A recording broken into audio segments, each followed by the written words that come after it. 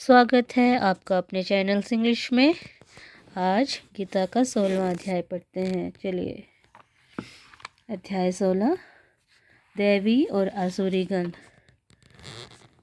दैवी और आसुरी गुण।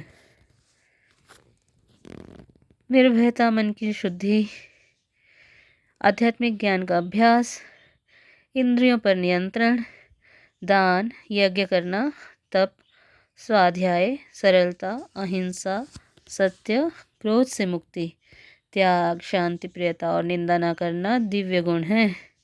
सभी के प्रति करुणा भाव, लोभ से मुक्ति, शालीनता, लज्जा, स्थिरता, तेज, क्षमा, धैर्य, पवित्रता, शत्रुता के भाव से तथा प्रतिष्ठा की इच्छा से मुक्ति, यह सब भी दिव्य गुण हैं जो दैवी प्रकृति से संपन्न लोगों में पाए जाते हैं। अहंकार, पाखंड, अभिमान, क्रोध, कठोरता और अज्ञान आसुरी प्रकृति वाले लोगों के गुण हैं। दैवी गुण मोक्ष देने वाले हैं और आसुरी गुण बंधन में डालने वाले हैं। भगवान अर्जुन से कहते हैं कि उसे शोक नहीं करना चाहिए क्योंकि वह दैवी गुणों के साथ जन्मा है।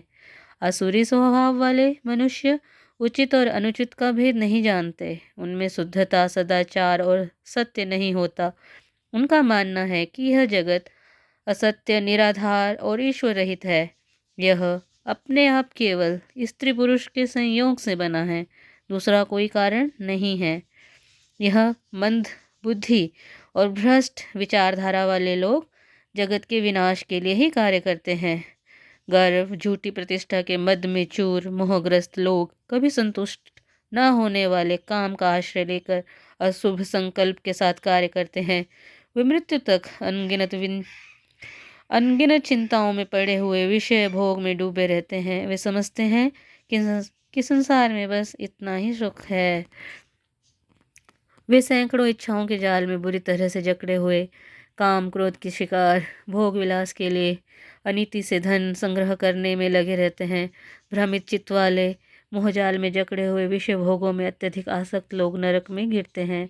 अहंकार, बल, घमंड, काम और क्रोध के आश्रित होकर दूसरों की निंदा करने वाले पुरुष स्वयं अपने और दूसरों के शरीर में स्थित अंतर्यामी प्रभु के साथ द्वेष करते हैं। ऐसे नीच पुरुषों को भगवान संसार में बारंबार आसुरी योनियों में ही डालते हैं।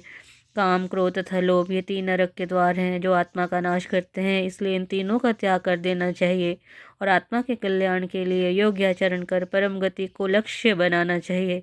शास्त्रों के विधान को छोड़कर मनमाना आचरण करने से ना सिद्धि, ना सुख तथा ना ही परम गति मिलती है।